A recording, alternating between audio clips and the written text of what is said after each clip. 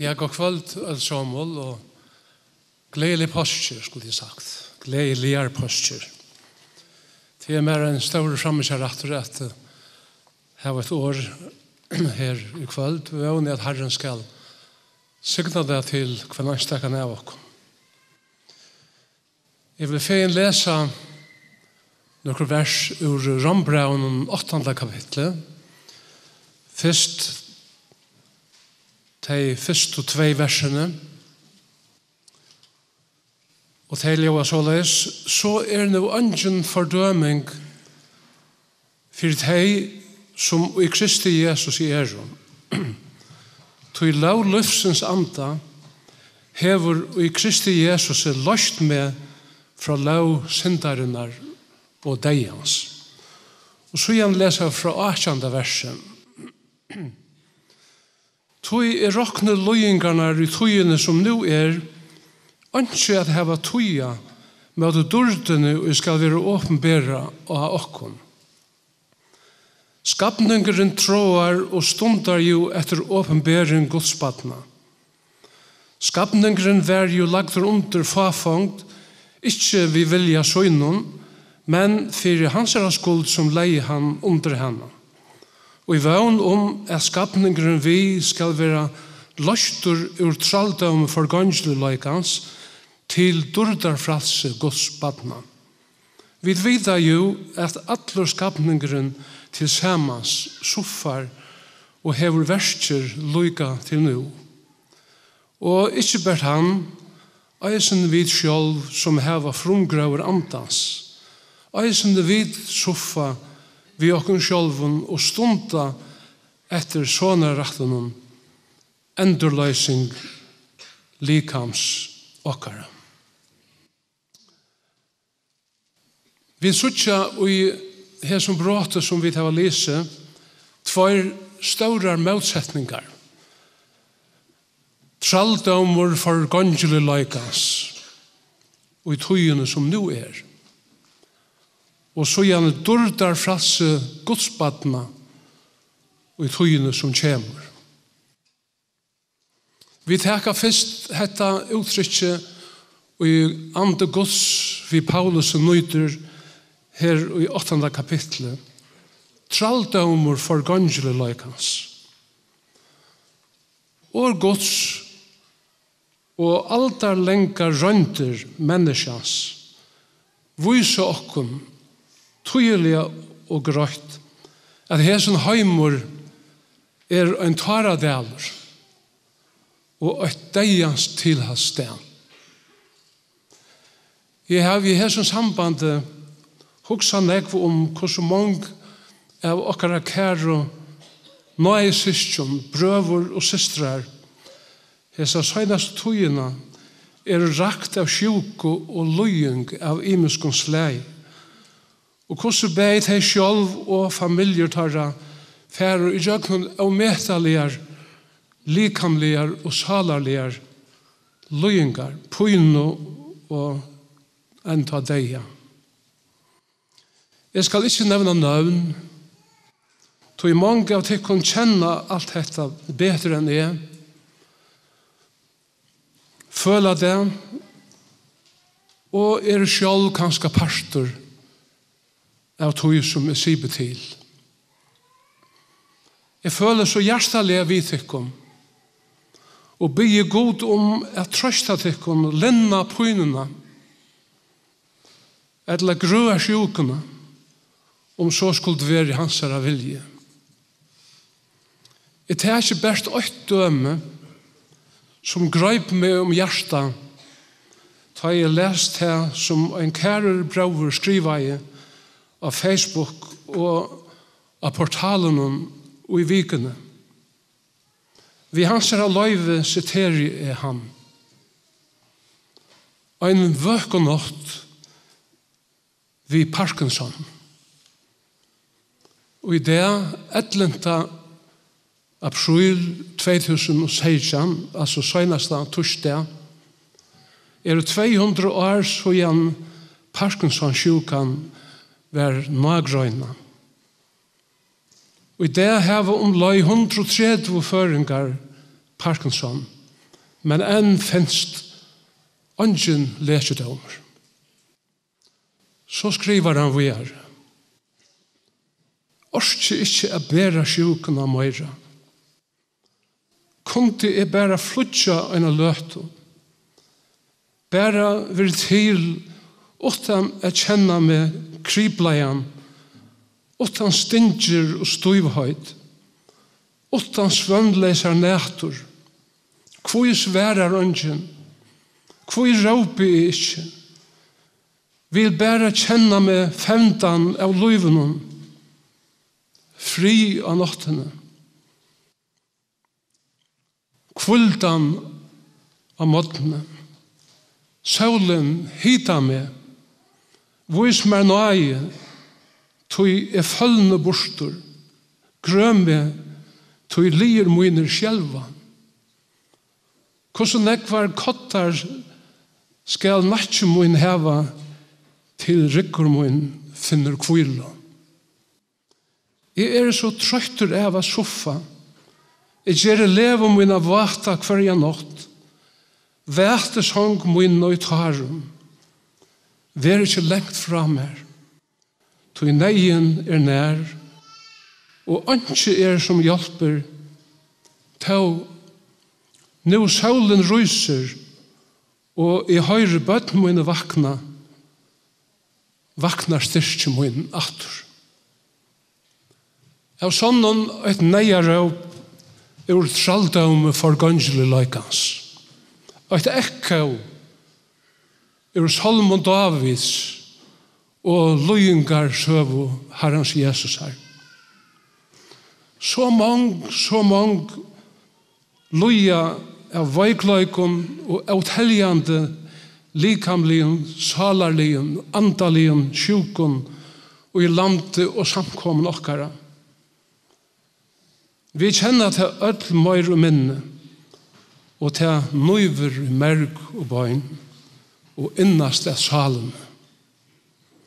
For ikke å tale om løyingarna, vannlokkarna, vannlaknarna ute i heime, sérstaklega forfylgingen og tøyningen av de kristne, brøren og systeren okkara, og i hesum døvun, og familien og bøtten torra som loja så ometalet. Hvor er nå årsøken til alt dette? Jo, det er syndafallet. Banne som kom inn i heimen ved syndene. Syndafallet var negv olvarsammere enn vi gjev okkom færum. Skaparverket og ødel naturen var avvirka og spilt av syndafallen. Planteløyv, djauraløyv og menneskeløyv.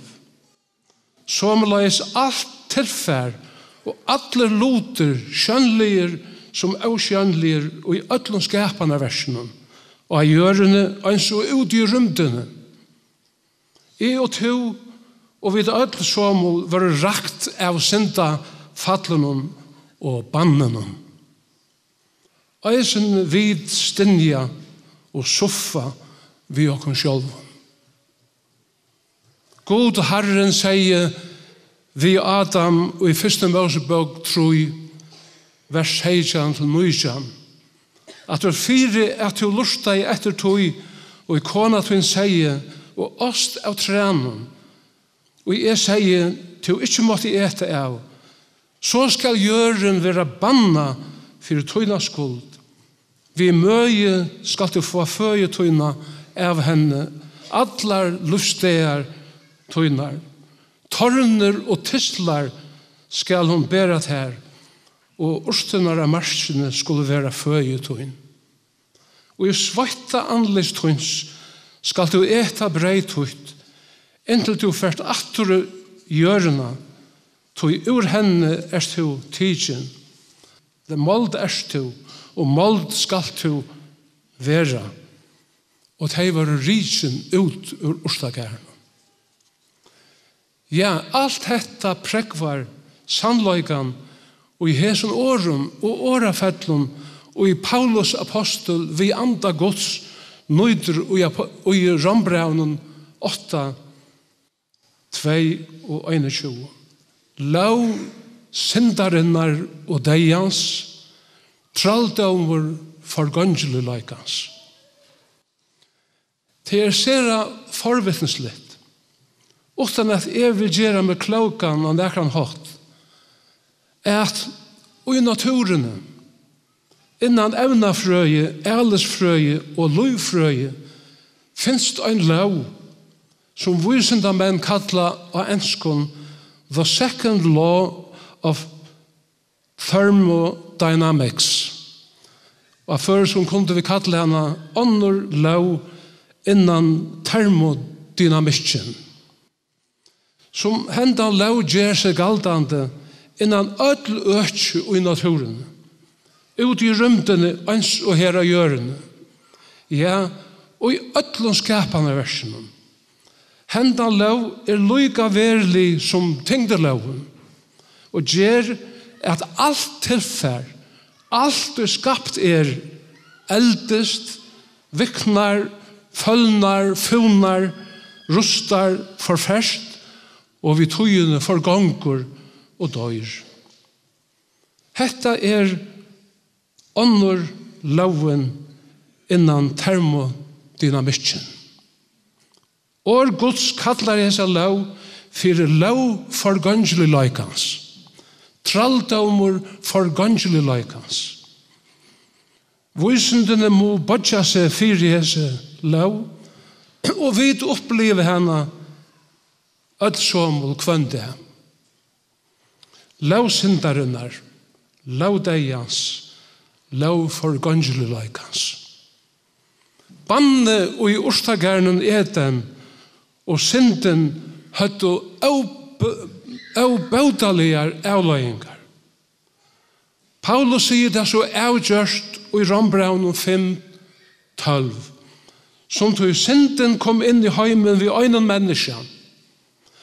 Og deien vid syndene, og deien såleis trångt i jøknen til öll menneskjon, tog öll syndav.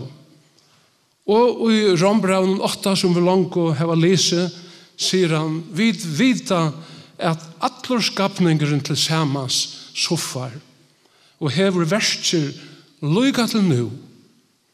Og ikkje bært han, eisende vid sjálv, som heva frungraur andans, eisende vid soffa vi okken sjálv. Men, båskaperen endar ikkje så dæper her. Tog så sier apostelen, og vi stunda etter sånne rettenen, endurløysing likans okkara. Nå kommer vi til hin gledelige båskapen, og hin målsetningen av traldom for gangelig likans. Og det durdar fralse godsbadna.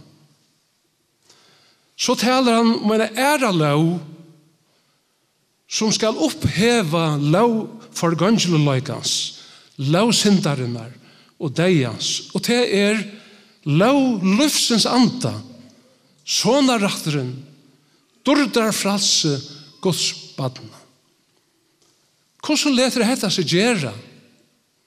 Jo, som vi har hørt i jørskvöldet, og som vi har vært mynt av i kvöld, i Sanjanon, er løyengar sjøv Jesus Han, Herren Jesus, bær syndena og banne av likam søgnen.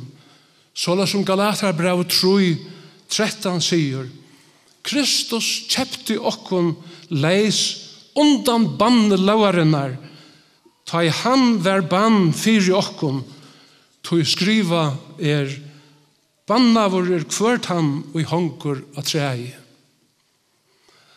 Herren Jesus sier i Johannes evangelium 12:24, Sanneliga, sanneliga, sier et ekkom, fettler ikkje kveidekottene i hjørna og døyr, vere best hit øyna kottene, men døyr til ber til nekvan avvøkst. Her talar Herren Jesus først og fremst seg sjálvan, deia og oppreist hansara. Han måtte teka banne av seg, og ta han hei gjørst det, og døye.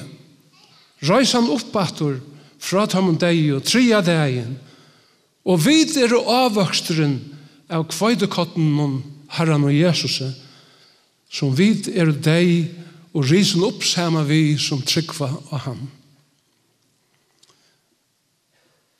Tøy det at vi leser i åpenberingene 22. kapitlet fra 3 til 4 vers hitt nudja Jerusalem, at banne borster. Tøy her stendur ikke bann vær ui honom langur. Ha sett Guds og lamsens skal være ui honom, og tænare hansara skulle tæne honom. Tar skulle suttja han, og asjan hansara, og navn hansara skal være av pannu tarra. Natt skal ikke være langur, og taimon tarvar ikke lampuljós edla saularljós. Tøy god Herren skal lysa iver taimon, og tar skulle være kongar i alder og allar æver. Og i kapitlene framan undan 21. sier han i 4. og 5. verset og i åpenberingene. Han skal torska hvert hår av egen tarra. Deien skal ikke være langur, og hvert sorg, skrudj, edla pøyna skal være langur. Tøy het fyrra færre. Han som har sett noen sett sier, hygg, jeg gjør alt nytt. Og han sier vi med skriva, tøy hesi år troverd og sånn. Hette dörden. Hette enderløsing likans okkara. Hette opprøsnar kraften. Og hette en sæla vånen som vi tråa og stunde etter at skapningren skal være løstur ur tralldømme for gangeløykans til durdarfralse Guds badna. Petra apostel nevner øysene hendan dyra sandløyka og i apostlasøvene 4. kapittel vers 20 og 21 ta han sier at God skal senda tikkun atleia Kristus Jesus som himmelen skal hysa inntil ter tøyer ta i alt ver endurrøst inntil ter tøyer ta i alt ver endurrøst som God hever tale vi munne heilige profeta syna fra opphavet. Hvordan fer dette fram? Paulus sverar og i to store opprøsta kapitlen 4 Korintbrevet 15 fra vers 35. Nå sier onkur, hvordan rysa henne deg opp?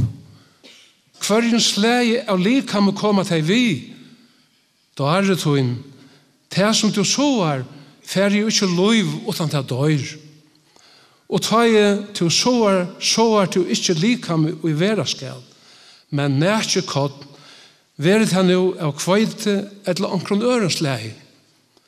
Men god djever til likam ettersom han vil, og hverjen sleg av svaie tess egna likam. Ikke alt kjøtt av samme slag. Nei, ett kjøtt av mennesken, et annet av dyren, atter et annet av fuglen, oppatter et annet av fisken. Og himmelsk likam og jøresk likam men hine himmelsk likam har øyne dård, hine jøresk en ære. Solen hever ein ljøma, mannen en annan. Stjøtnerne oppatter en annan. Ja, moner av ljømannen og stjøtner heva. Så øysene vi opprøst henne deg. Det er vært så forgangelet, det ryser opp av forgangelet. Det er vært så i vannære, det ryser opp i dård. Det er vært så i veigleika, det ryser opp i styrke. Naturligt likam vil såa, andaligt likam ryser upp. Så satt som naturligt likam eisene andaligt likam. Så eisene skriva, het fyrsta menneska Adam var livande sval. Men søttni Adam, Herren Jesus Kristus, våren livgjevande ande. Men hetta andalige kommer ikke først, men hitt naturlige. Så gjerne hitt andalige. Hitt første menneske var avgjørende gjørest. Hitt andre menneske av himmelen. Som hin gjørest var, så hin gjørest vi, og som hin himmelske hin himmelske vi. Og som vi har båret mynd hins gjøreska, skulle vi eisene bære mynd hins himmelska. Men det sier jeg brøver, at hold og blå kunne ikke arva rujsegods, ei heldur arvar forgangslig løyke og forgangslig løyke. Legg merke til alt dette som apostelen skriver, at han ikke sier det vil gjøre forgangslig, eller det vil gjøre i vannære, og i veikløyke, og så framvis. Nei, han sier det vil så forgangslig, og det vekser opp, eller ryser opp, og forgangslig. Vers 42. Det vil så og i vannære, ryser opp og i dørd, som dørdar likam, vers 43. Det vil så og i veikløyka, men det ryser opp og i styrke og et mått mykje dørdar likam, vers 43. Det vil så naturligt, men det ryser opp even naturligt, som andalet likam, ikke bare ande, og ikke bare likam, men som andal likam, eller andalit likam, vers 44. Det er så som gjøres likam, men det ryser opp som himmast likam, vers 40 og 24. En tryggvande som dør, vil så stått ikke gjør av, han vil så av. For øyne for ryser oppatter fra hinnom deg. När för detta hända? Och nu ska leva livet. Det är för att hända ta i Herre och Jesus Kristus kommer åter. Paulus helder fram i 4 Korintbrev 15, vers 1 og sier, jeg sier til en landarmål, vi skulle ikke ødel sauna til å dodja likamlige, men vi skulle ødel ombrøydast og ta i øyne nå, og i øyne egna brakte, vi hin søgnast av lover. Loveren skal ljøva, og hine deg skulle ryse opp, og forgangelig, og vi skulle ombrøydast. Hetta bortrykkingen. Det samme sier han i 4 Tessalonikerbrev 4, fra vers 16. Herren skal sjølvor komme ned av himmelen, vi veldes råpe. Vi rødt iver åndes og lure gods, og de som deg i Kristus skulle først ryse opp. Så gjerne skulle vi i livet, som ettervære, være rykt borster i skudjon sammen vid tøymon, at møte Herren i luften. Og så skulle vi alltid være sammen vid hånden. Trøste tak for annan vid hesen åren. Måtte gørska og nøye gods vant okkon som høyr honom til opp til at nokta godløse og hinnar verallige gynder og liva samelige rattvust og godlige i heimen som nu medan vi vanta hina sæl og vøvn til bortrykkingen og så gjerne åpenbering dordar hins stora gods og frelsare okkara Jesus Kristus. Og om det onker ofrelster inni her og i kvöld, kom ut ur tralldømmen, inn og i fralse, og trygg for Herren Jesus Kristus, og verk hans herre, som han gjør det for til, og til skal øyne være vi, ta i han kommer atter, og hin likamlige opprøsning verer, og til skal få dårda likam som lyses likam hans herre etter at han røys opp fra dem og deg. Herren sikne årsøy, og hver enstekan av oss for sitt navn skilt. Amen.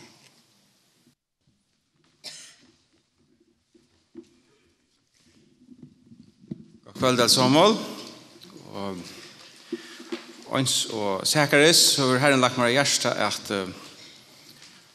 at tale om opprøstene fra dem deg og det evige løyve i kveld. Og jeg skulle legge fire ved å lese et triveldig brott på Øren Korinthbrave fra 4. kapittelet, vers 13, og så ut i 5. kapittelet til vers 8. Det er altså i 215 og i Nya Testamentet.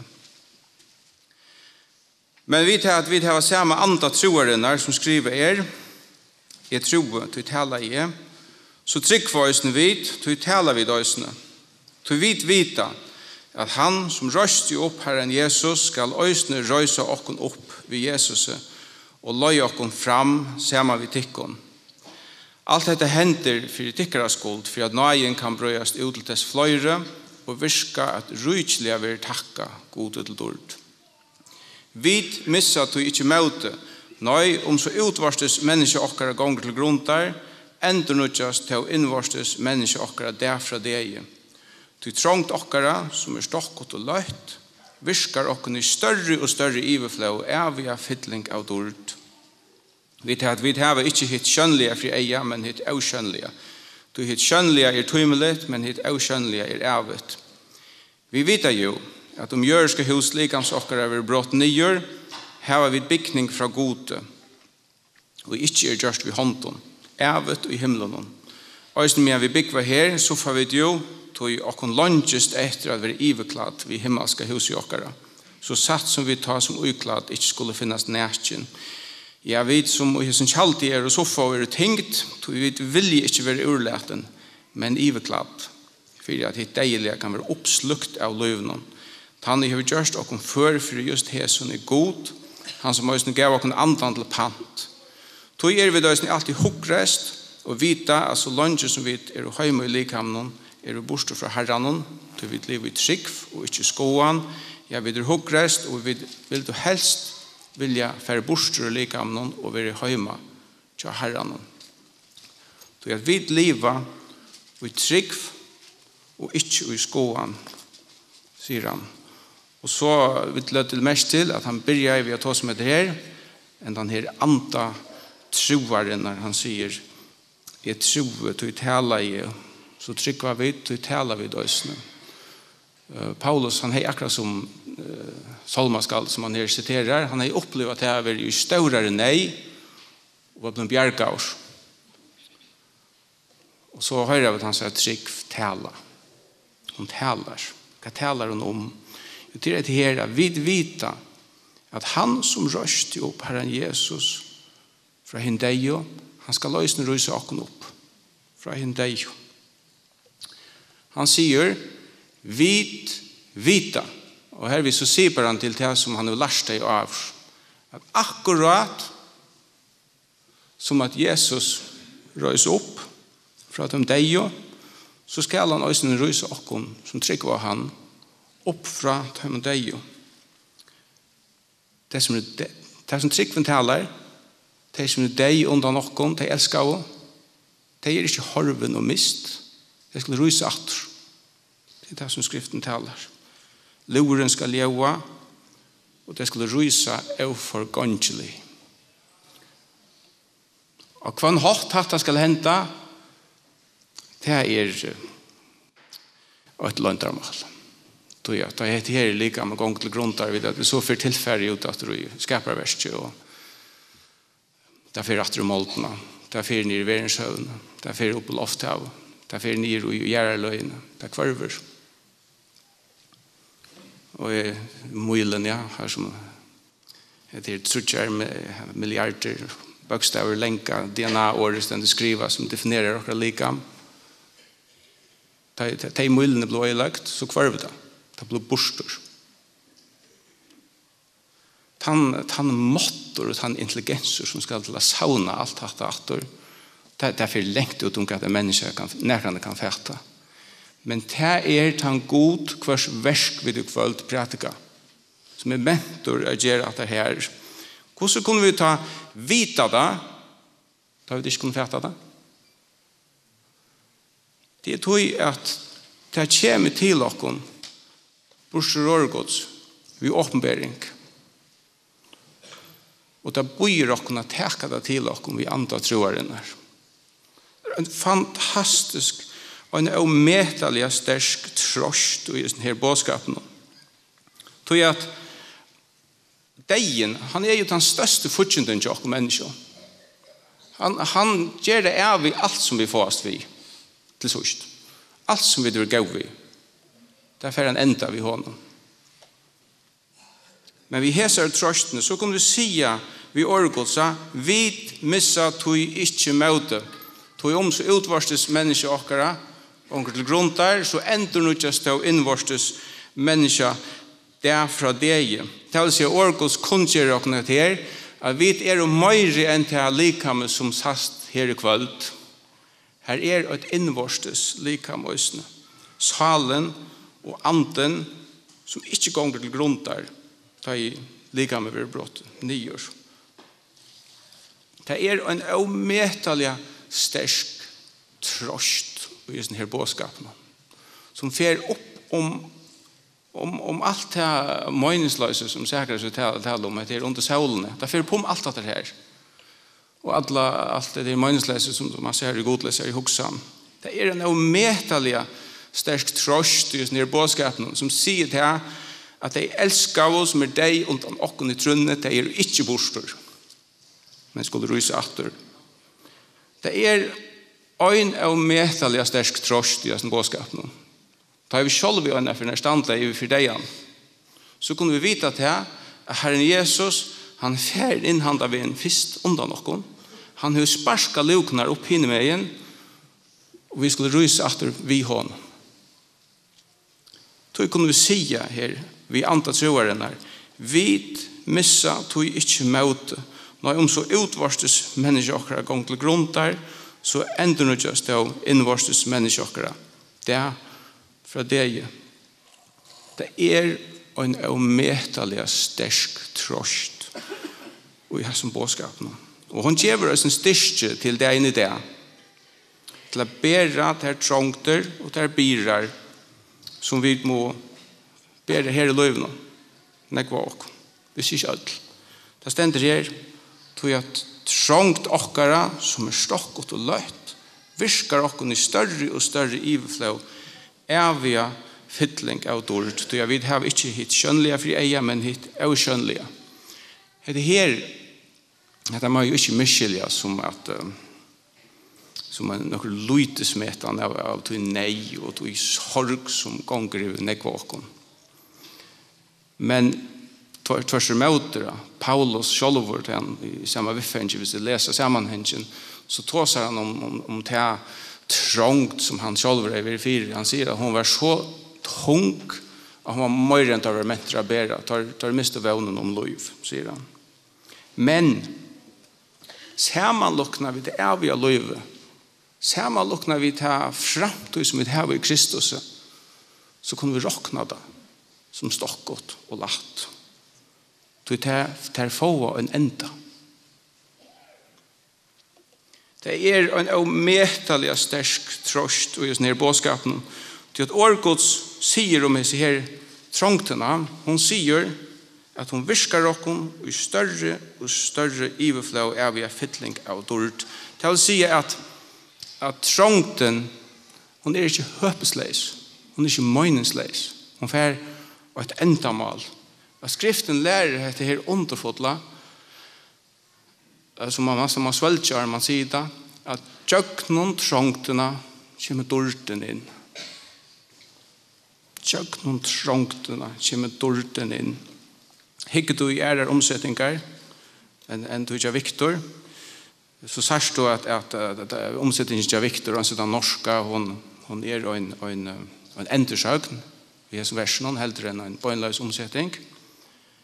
Hvis vi så känner bönlös omsättning och läser hina försk omsättning när jag tal är ständer till att trångt okkara som stockot och lött viskar och kom ut allt marsk och mat och en eviga tingt av dort.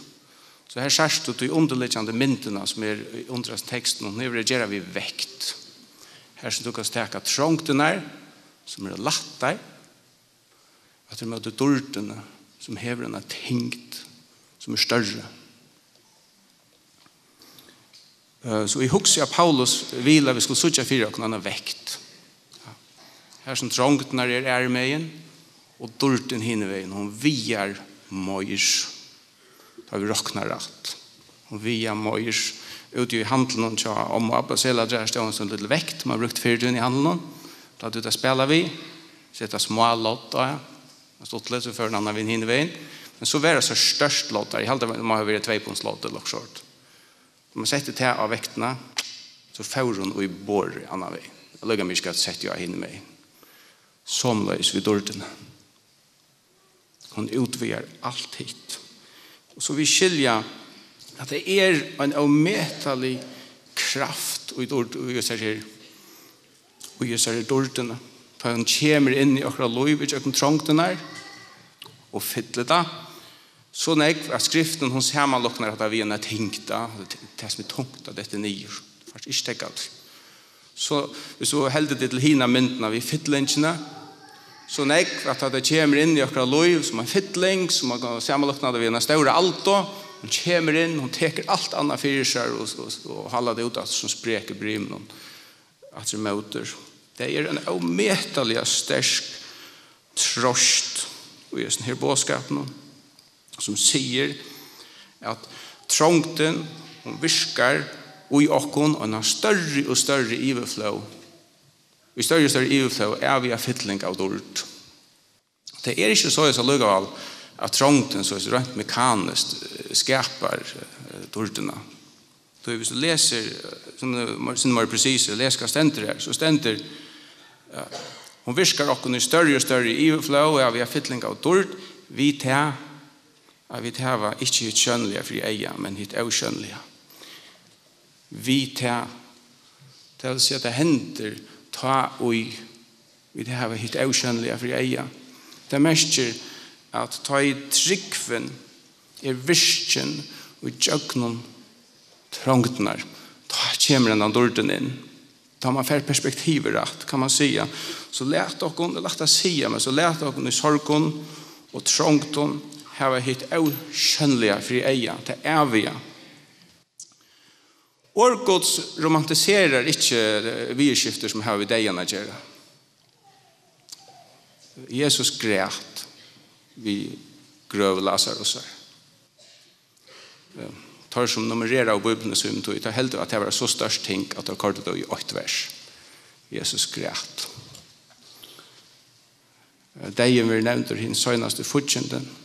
Och här blir han så kontant sammanlocknar vi tar ett hus vid brott 9. Jag har ena försett att bråta ett 6 etager högt betonghus 9. Tar härja och att vi en tonstungar stalkola och betongbräckar och maskinen. Tog några dagar och skörla av allt ner i grund, ner i fundamentena, korta borstor. Och då det var lite ner så var bara en bärflöte här som santren fick efter. Att det är dejen. Och Orgot säger att så hvis vi inte lever till Herren kommer så var det så lösnar. Det var allt brått ner och i grund. Det romanserar inte vi skifter som har vi dejarna göra. Det lär heller inte att lika mer är virslöst och så pjösligt släck också om att det här till att anten lever även så vi är släck på andra matta. Så här vi läser ju här det ständer om att soffa och det tänkt där vi sucha det här huset vi brott ner. Att det här är inte lika mycket. Dejen han rösten sammanlocknar vi täver urlätten närchen. Här är ju versen. Och vi skiljer att då som Paulus skriver att han kvepper sig vid det här över urlätt en nätchen. Han sa att det skulle vara en eller annan form för att amputera ett tillvaro som har hållit människa, som man säger. Han kvepper sig vid det här, vill helt vara olätten. Och här sitter jag att det är orgos lär inte att det är lika mycket vi tog till att antaliv och är lika av oss alla. Men det som han säger är det självt ta. Vi har sagt här, man kan säga att det är ovärt och stövna. Då tar vi det helt köttast. Det ständer här. Då är det bostor och lika med honom. Så det har man inte herran. Trygg. Självt ta. Är vi värt till honom.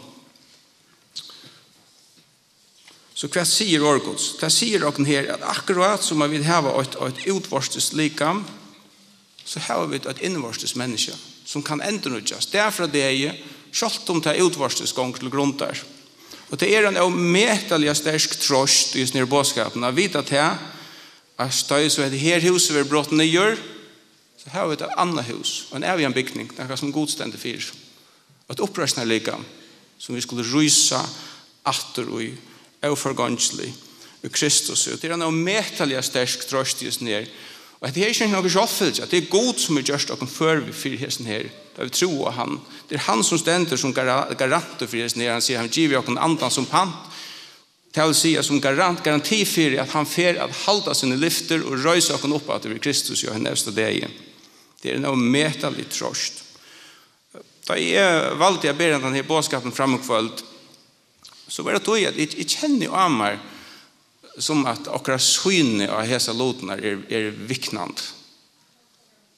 Det er ikke noe dentor lagtor av det her, annet enn kanskje at lære først. Hvor det det kunne vi da til hokse om. Kanskje at det tog vi til det så godt, at hese tingene blir fjær, det er også som at det her. Kanskje at det tog at akkurat høy, hun legger seg en dent og avrik i arbeidslivet og åkner, vi der opptidsen, kjennet, og idrott, og likamsrøkt, og underhalt, og likakvett. Alt det her. Og ikke ringt om at lese tingene som rett og høpe, men ta det i fytlakken, snakk om fytlingen, ta det i fytlakken så negv, at hese tingene ikke er fjær, det er vi lov i opprørsten fra de deg, og så har vi mistnakk og øyelig størst. Herren Jesus sier til her, han sier, savnet ikke skatter, her av gjøren her som møler og roster eta og tjauar brød inn i stjala. Når han sier, savnet ikke skatter i himmelen, her møler og roster ikke eta og tjauar ikke brød inn i stjala. Tøy, her som skatter til her vil hjertet ut vi. Så kan vi spørre dere kveld, hver hjertet? Her som skatter til her vil hjertet ut vi. Det her ikke bare overkommende dogmer og læresetninger. Det en ometelig trost i sin bådskapen. Det tog jeg tar seg det fram. Det at det grunnleggende for å kunne ta rettere avgjør i ungdommen og manndommen. Jeg har perspektivet rett inn i det vi har løyve. Og det en ometelig sterk trost ta i sjuka og edle, stendig fire. Ta i var unger. Ta ontes mer at sita, vi sa ikke ikke Abba og Larvik, ta i han. Det en fire han døy. Til ham, det er et løyve som Og så minnes jeg han sier ved meg, Clement, hun hadde jo umynda meg at lika med kunne være så vokt og anden så fuser hvis hen. Han blind. Og så fører han at sitere for meg, Borsur Åpenberingen i kapittel 6, om min større kvita skæren, som han så ofte har gjort i salen. Og det her hver gjør hese, det er de som kom ut til den større trångt, kjenner det versene. Han siterer, og jeg lurste, til han kommer til dette her, at øyne er vi en eldste. Han tar noe til året og sier ved meg, Jesus som er glatt og henne er så og kvitt og kyrstler, hver gjør det deg? Jeg sverre i honom, Herre to årsta. Da sier han ved meg, hetta er det deg som er kommet ut ur henne er større trångt. de har två kläder i blå lamsens och just det kvitt. Då är det för att ha satt det gods och tjäna honom där och natt i templet hans herre. Och hin högste, han som har satt den sitter, ska röjsa kjalt sitt i teg. De skulle ikke hungre atter, eller tista. Solen skal ikke brenne deg, og heller ikke skal noe hite brenne deg. Lampe som mitt for haset nå, skal være hiretorra, og løye deg til vastkjelder løsens, og god skal torska først her av egen torra. Så tar han vel livet at sitere til era, han blinter, så løyde han etter skavningen som handledning. Jeg fikk om manna, og krøste, så som han orska igjen, og så startet han at man sier, Clement, og i hese år har vi enkra munnas hal. Det var det sørste, Clement. Og i hese år har vi enkra munnas hal. Så spyr jeg etter, at det er bare sånne overkommende læresetninger som vi tar som kveld opprøstene fra de deg. Nå det er en ometelig sterk trøst i som bådskapen. Amen.